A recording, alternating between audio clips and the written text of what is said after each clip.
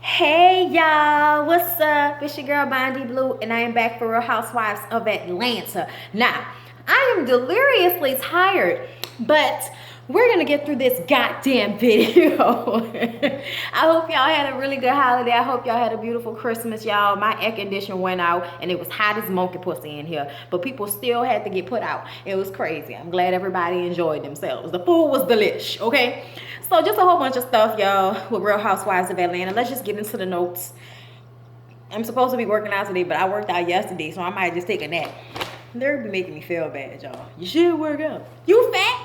Don't be, oh, Lord. I'm so tired. I love y'all, though, so here we are. Delirious. You see it? Going back and forth through emotions. Delirious. All right, y'all. So, look. Let's talk about Cynthia first, okay?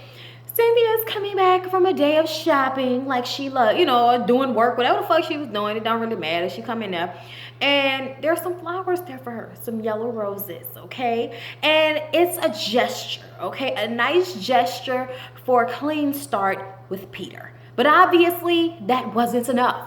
So he drives all the way from South Carolina, okay? 6 hours, I don't know, but he drove. Okay, he drove all the way back to see his onlyest wife so that they could go on a date and capture and reminisce and rekindle the love that is Cynthia and Peter Bailey Thomas. Okay, they sit down in a park and have some nice little finger cheese food, some wine, someone to draw a portrait. And I was looking at the portrait and I was like, okay, that's cute. Y'all know I had did one like that for my parents, I don't know how many anniversaries ago. Got ruined in a storm. Hated it, but what can you do? So I thought that was a cute moment. I want Peter and Cynthia to work it out because I'm all here for black love, god damn it. Okay? I don't want y'all breaking up. Y'all got together, you work that shit out. Okay? You work it out. Alright? Moving along, y'all. Speaking of people trying to work it out, Kenya is trying to work it out with Marlo. Okay, they go to the gym. And this episode is Find Kenya a Man. Okay, she on the internet, getting up them dating services. She trying to get her somebody. And I just don't understand why it's so hard for somebody that has a body and a face like Kenya. Why is it so hard for you to get a man? You must be crazy. Like, that's the only thing I could think of. There's no other way that a woman that beautiful, that fine, can not have a man at this age except for the fact that she's fucking Looney Tunes. That's what I think. That's just me. And she's in a gym, and it's nice looking. Well, he was fine, but in the face, the motherfucker looked like one of them creatures from the Super Mario Brothers movie. Y'all remember that? It just don't be dancing, and you kind of just move them to the side, and they'll just keep rocking. Little heads, big bodies.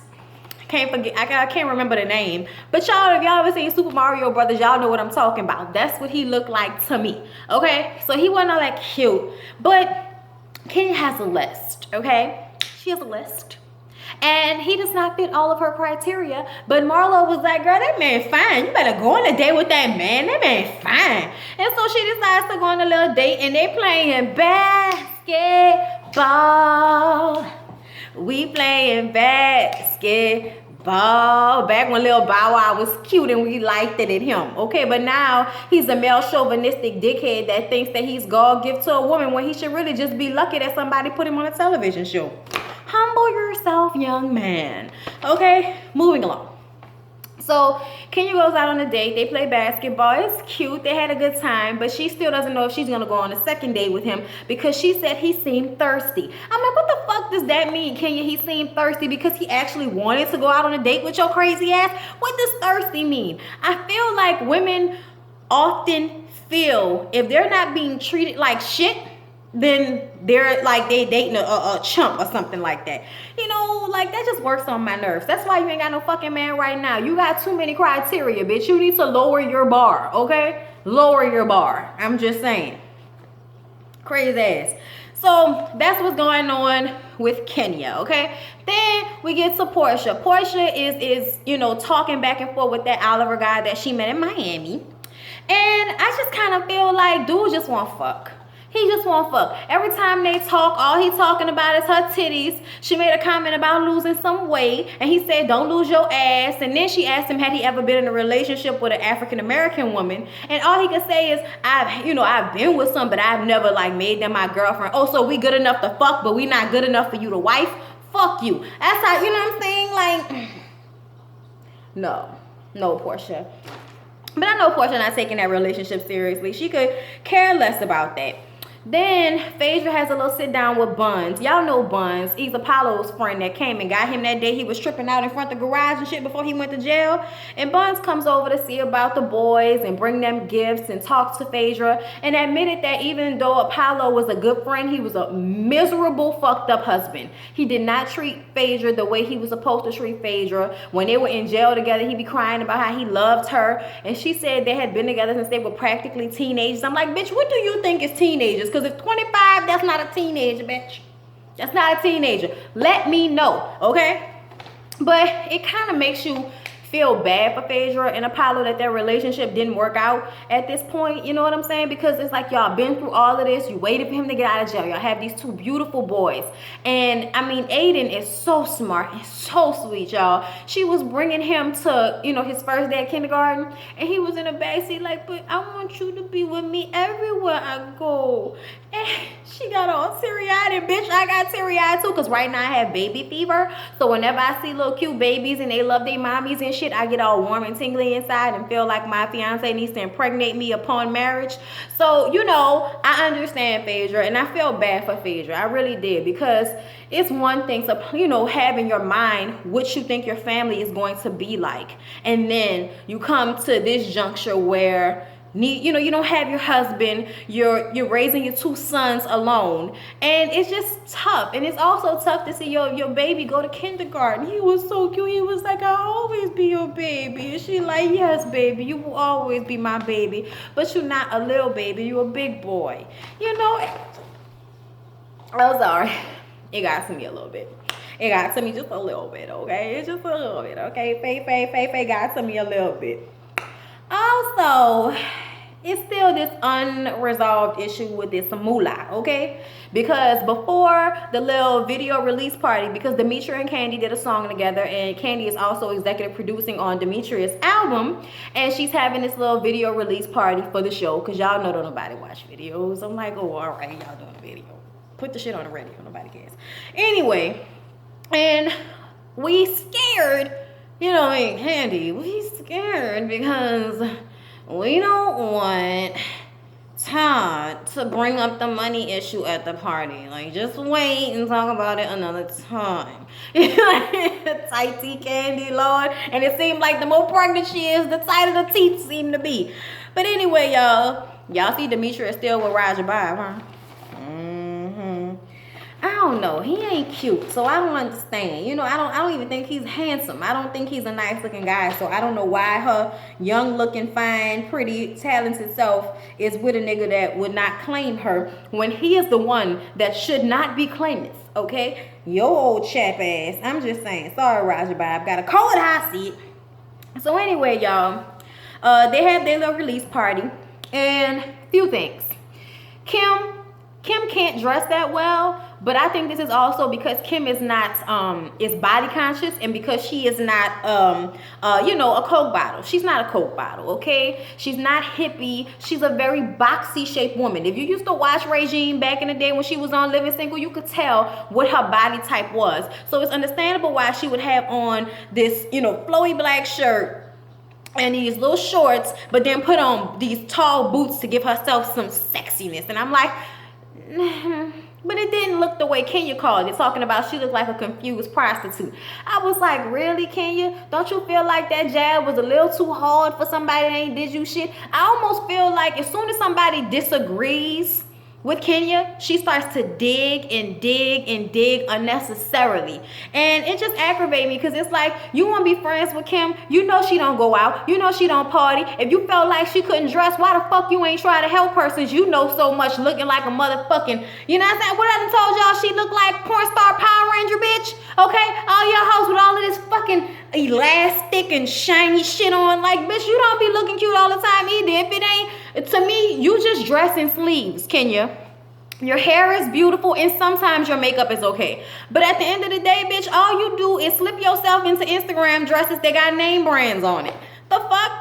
When you got a body like that, it don't even matter what you wear. So you don't have to try that hard either, bitch. Calm down, okay? Because some of the looks in your confessionals then had me eyebrow like, bitch, what is that shit? Where you going? Who you selling the pussy to today? Like, come on now, Kenya, calm down. You just do the most sometimes. Anyway, so Candy gets up to make the little speech about the video and how she didn't know if working with Demetria would work out because in the past she's been burned. And this little speech could totally have been about Kim Zolciak and what happened, or Lawrence and what happened, but Phaedra felt some type of way. So after she did her little announcement, they played the video, and how the song go?